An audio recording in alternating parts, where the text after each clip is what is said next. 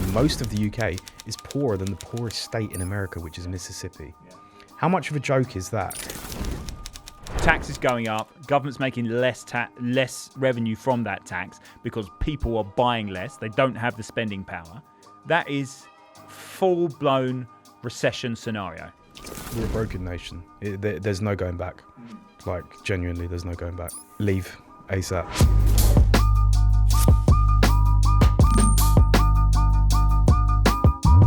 Markets are jittery, geopolitics are all over the place, and the central banks are walking a tightrope. So, are we heading for global recession? We're going to break down the key warning signs: slowing GDP growth, potentially unemployment increasing, and what are the central banks doing to combat these perhaps recessionary signals. We'll tell you what to watch, what to look out for in signals before those headlines hit, and most importantly, we'll give you 2 charts which are going to give you a trading edge. Because even in global recessions, there are opportunities for traders and investors. So do us a favor, like and retweet us on X and follow us if you're listening to us on a podcast. Right then, let's take a look at our wins and losses from the past couple of weeks. Absolutely, but first of all, let's start off with the meme of the week.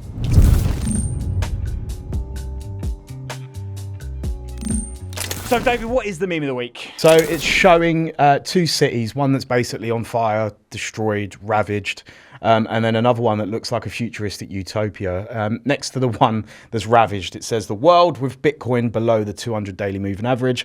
And then the one that looks like utopia, it says the world with Bitcoin above the 200 daily moving average. So obviously this is because we're seeing, would we call it market turmoil? I suppose we would call it market turmoil, not just in Bitcoin, in everything. We're seeing, I think volatility would be an understatement, right? Yeah, exactly. Markets are pretty much all over the show. And Bitcoin is, when really at the start of the year, we were talking about Trump's inauguration, him coming in. We were talking about the new dawn for crypto, right? Mm-hmm. For Bitcoin. I think not the case. That pretty much marked the top. Yeah. I think Bitcoin is very high beta. So it moves basically more than what the benchmark of the market is, which is the S&P. So high risk moves just basically a little bit more, which means that Bitcoin is obviously going to fall a lot faster than the S&P 500 or the Nasdaq or anything related to that. And just of course, just in its nature, it is incredibly volatile. But I suppose the whole point around this 200-day moving average situation. Now, for those who don't know, the 200-day moving average is kind of like a benchmark on a daily chart, isn't it? It's an idea. If it's above it, things are going up. If it's below it, it's going down. Yeah. Is the fundamental view of that. Now, obviously, from an S&P perspective, we've seen, last week to what we're recording was pretty mental. We saw, a few days of real negativity. Then Friday, a big bump up in terms of a leg up from that perspective. It is different, though, for cryptos, or is it? Are we looking at the end of the bull run for the S&P and crypto, or is this a buy the dips? For me, it's a lot more aggressive than buy the dips, right? Well, I think, at the moment we're entering into a change in macro regime, in my opinion. We're seeing unemployment seemingly show some fractures. Growth is definitely, or the growth expectations, which the market prices itself off of, is definitely coming down. And perhaps there is a bit of worry about earnings as well, based off of all of those factors. So could definitely be entering a fractious couple of months at least.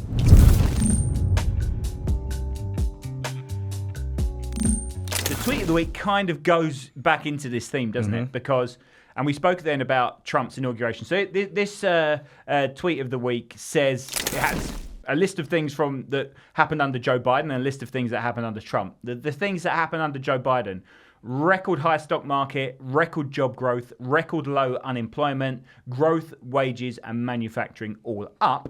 Under Trump, we've got stock markets crashing, vets, farmers, air traffic controllers, federal employees dumped, 401ks tanking, and recession looming. And at the bottom, it says MAGA, which of course, Make America Great Again movement.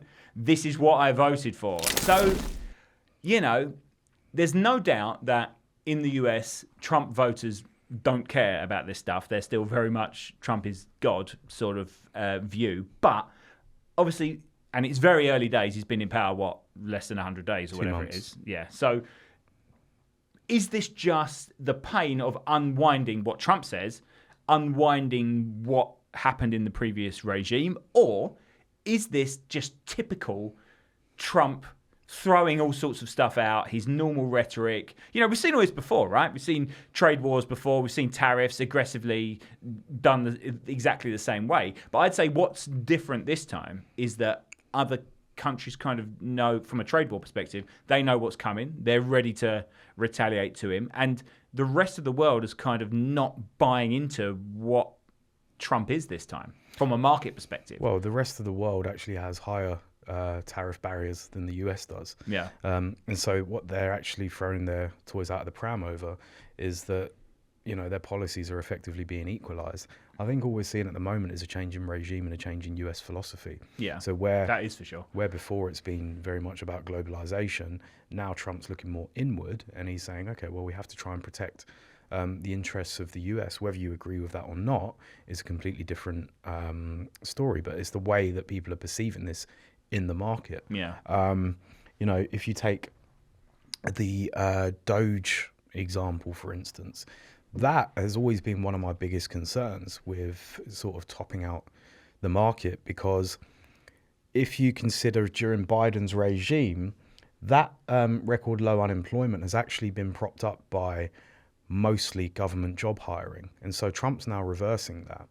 And so if you consider that government job hiring is effectively creating liquidity in the labour market, which then allows people to, not have to claim welfare, etc., perhaps, I don't know, there might be a tenuous link there. Yeah. But it lets people invest in the market, for instance. It doesn't mean that it's productive employment, but what it does mean is that it's smoothing out that unemployment number. And during the same period, there was actually barely any private sector job growth. It would actually have been negative over the same period. So really, what we're seeing is the public sector job growth, which has been the main boom in job growth over the last, say, 3 years, is the thing that's now being reversed. For me, that is dangerous for the market. Maybe from an economic policy, that's a good thing. But from a trading perspective, I don't really like it because I like to stay long trends. I don't really like to trade intraday and trade this volatility in headlines. So it creates a bit of a difficult environment. But I think, so what the Trump regime would say to that tweet would be, well, everything that's listed here is short-term pain for the long-term gain, right? Yeah, probably. That yes, we are seeing these things, but the Biden list there you're judging over 4 years. Yeah. Whereas this you're judging over a month and a half. And yes, a lot has changed, but I suppose it's a wait and see. But this, as of recording, this week we're going to see the Fed, right? So we're going to see exactly what central banks, and let's not beat around the bush here. Whatever the Fed do, the rest of the central banks will start doing afterwards, right? So yes and no. I think the German debt brake issue has thrown a spanner in the works for that is true. The Eurozone. But just last comment on that tweet. I don't think they had the same responses back in 2022 than when there was nearly a US recession. I think lots of these commentators like to ignore certain things like that. So with regards to short-term pain for long-term gain, I completely agree with that. But it's just something I think there's a bit of engagement bait that people like to say. Yeah, we'll see what the Fed do this week and whether how much they see the uncertainty growing there. Exactly. But Jay Powell, not a fan of Trump, so how far does he go in saying you caused this? We'll see. We'll certainly see. Yeah.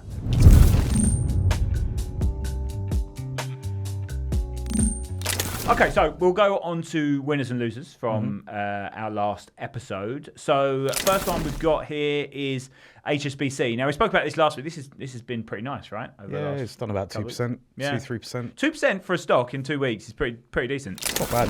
I think with regards to financial stocks, they're doing pretty well. Yeah.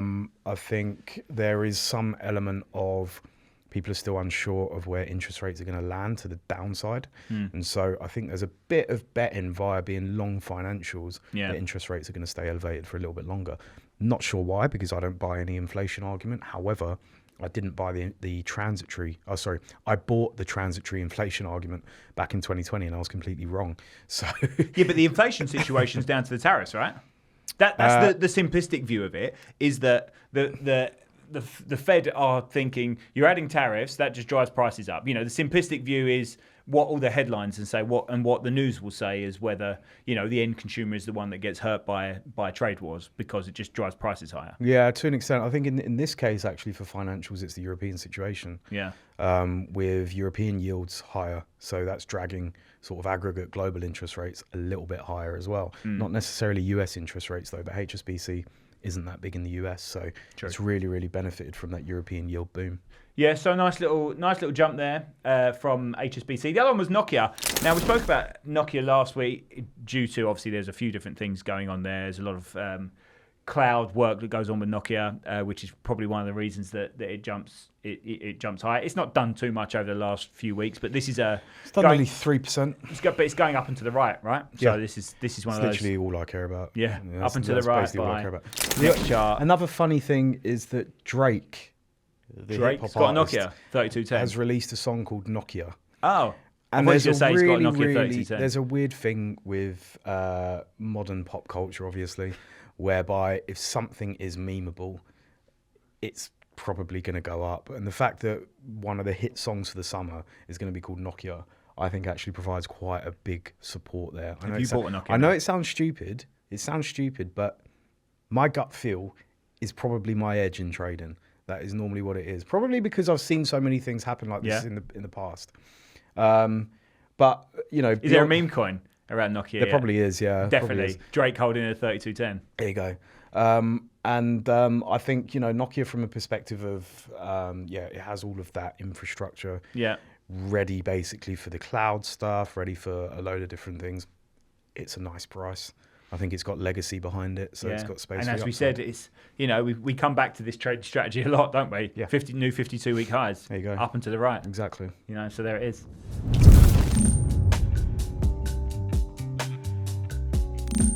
We're on the chart of the week. I'll let you take chart of the week. Laffer curve. So this describes the relationship between the tax rate and tax revenue. Now, in the UK, it's coming to a stage where, me personally, I want to leave desperately, purely because I feel after my morning's travel, I also want to leave. Well, yeah. Well, you make a good point, because I think it feels like everything here is crumbling, and while they want to increase taxes, you feel like you're not really getting much back. Now, everyone would have got their council tax bill around this sort of week as well. Yes. And everybody's seen that that's gone up nicely. Now, something really interesting actually in this is tobacco duty. Yeah. So tobacco's taxed. Well, sorry, about 80% of the cost of tobacco is duty, but the revenue from that is now dipping. And so if you think about the context of this chart, it means that we're really, really far over to the right. Mm-hmm. So where the government really should go on this is to, if their policy is to maximize tax revenue, is actually to reduce the tax rate so that they actually obtain more revenue from it. Yeah, because the balancing act that they have is, okay, how much revenue can they take in relative to the output? Well, the cost on the NHS.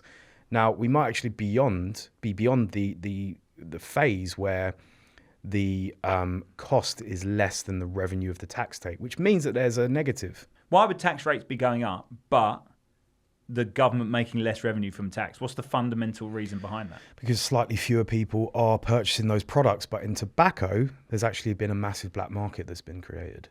So where a pack of 20, I don't know, Camel or something might be 18 quid, in certain places now, because our towns are basically lawless, you might be able to get a fake pack of cigarettes, which is still tobacco, for 6-7 quid.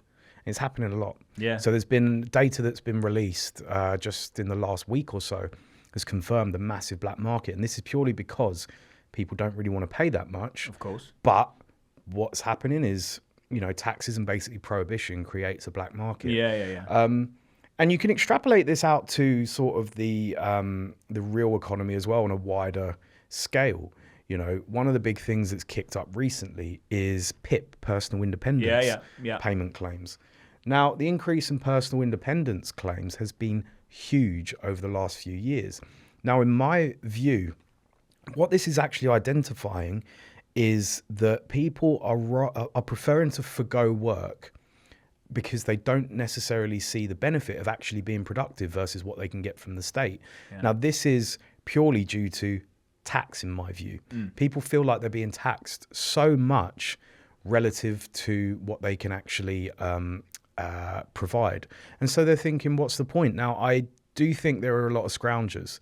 There's a lot of scroungers, but the problem with the UK on an overarching perspective is that incentives are completely destroyed. Yeah. They are completely battered, and it's going to take such a massive task and probably an impossible task to undo the problem with incentives. And it comes down to tax. Tax and money changes people's behavior. 100%. If you change the incentives to make people less productive, then they're not going to go to work. Yeah. If you make it so that, you know, people can claim benefits relatively easily, which is exactly what the data is showing. It showed that something like 20% of people that went to claim for constipation were getting PIP payments. How insane is that?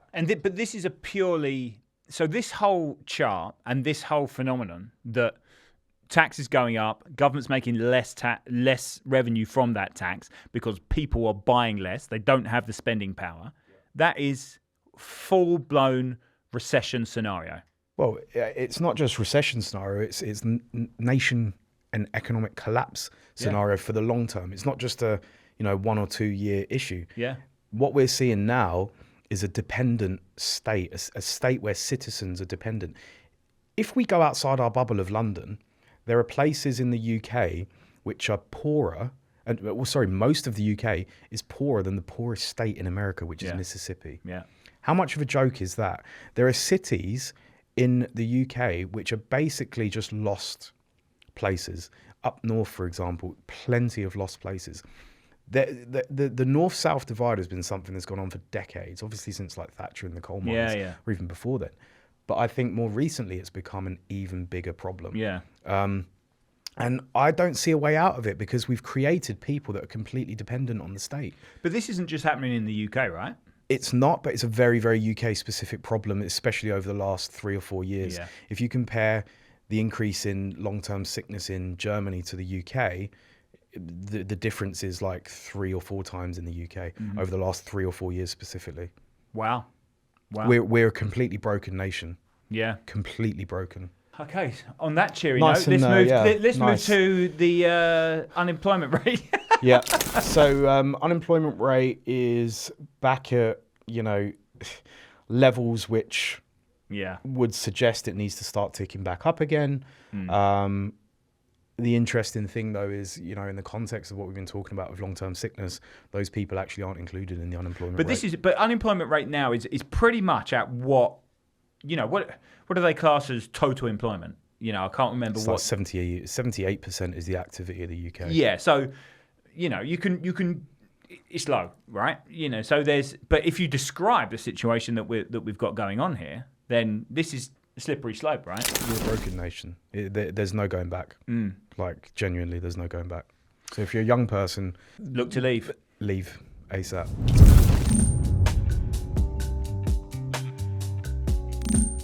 Okay, right. So let's look at the picks of the week.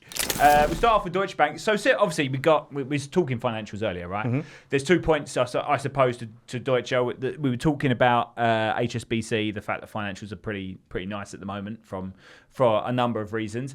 Is there a point in here around the the change in the debt cap in Germany? Yeah, right? so this is the key point. They're looking to pass the debt brake removal, which will open up about $500 billion in extra spending. Yeah, this is so. What a way. So obviously we've had the election in Germany, and the Social Democratic Party, who's going to be going into coalition, they've been campaigning for the removal of the debt brake forever, pretty much. So the fact that this is the first step in it, and this could unlock Germany, right? Because German economy's been screwed for a long time. It's been a real mess, and we know a lot of that mess in Germany is what the Eurozone puts the blame on the poor performance of the Eurozone, right? Because Germany's not putting its weight. Pretty much, yeah. I think so. There's a funny thing that Germany likes to do called fraud. And what they've done for many years is they have actually, to get around their own debt brake, they've created things called special funds. They've got 26 special funds with nearly €1 trillion of extra spending in it. So rather than include it in the official budget, they just say, oh yeah, we're creating these special funds. Yeah. So now with this debt brake removal, in my view, what they're doing is rather than make the politically dangerous move of adding to those special funds, they're just releasing that debt brake and lowering it so they can actually include in the official budget. This is good from the perspective of financials because what it means is German yields are probably going to stay elevated. You know, short bonds is probably a good trade. Yeah. But then for Deutsche Bank, because, you know, Deutsche Bank makes profit off of net interest margin like all banks, if interest rates are higher than the amount that they can borrow from the central bank, that's the profit effectively that they make. So if we're considering that yields are going to remain higher in Germany for a longer time, it means more profit for Deutsche Bank. And obviously you can see from that trend change that they are likely going to keep ticking higher. Yeah, and of course this goes in, you've not just got banks are well positioned, you've got defence as well from that perspective. Yeah. Of course, in Europe, defence spending is going up. Defence spending is going up, exactly. We've seen that over the last few weeks because of what's going on Russia-Ukraine, US pushing to Europe, you've got to spend more on defence, which really, and there's a lot of talk about that, but it's just about, the US are going, we're spending the majority of our of defence spending on Europe, you should be paying more, which is not really out of the realms of possibility, is it? Well, exactly, except Europe's broke. Yeah. So that's a big issue. But don't worry, because Germany's released its debt brake. Here we've got BAE Systems, which is tightly linked to this. I mean, listed in London. It's had a fantastic time over the last 30 odd years. Yeah, up and to the right. That's the way to play it. You know, people get so... people try and overcomplicate trading, don't they? People try and overcomplicate It's not. things. It doesn't have to be that complicated. They try and punt around intraday when... Look, why? You just stop stressing yourself out and just buy things if that it's go going up and to the right. You know, if you buy 10 things that are going up and to the right, 52-week highs, you're not going to be right all the time, right? Fundamentally. No. But you'll be right more times than you're wrong. But also don't be so arrogant. And that's what trading is. Sorry, I'll cut you off properly there. Trading is not about being right every time. It's being right more times than you're wrong. Yeah. And when you're wrong, you're protected, stop losses, blah, blah, blah. Yeah. But it's being right more times than you're wrong. Yeah. But also, you know, with things that are trending like this, don't be so arrogant to think that when you buy, it's going to be the top of the market. Yeah. Like there's a certain arrogance that people, you know, oppose. Yeah. The thing that's going to cause you to, that tend to cause you to buy the top of the market is if you're buying things that are really, really low market cap. Yeah. And they can see that your flow is rubbish flow. You know, we call it dumb money, uninformed flow. Yeah. Let's face it, unless you're Warren Buffett, the market doesn't care about your trade. No, exactly. At the end of the day, this is it. So, you know, Warren Buffett's been deleveraging since Q1 last year. Yeah. So he's been selling.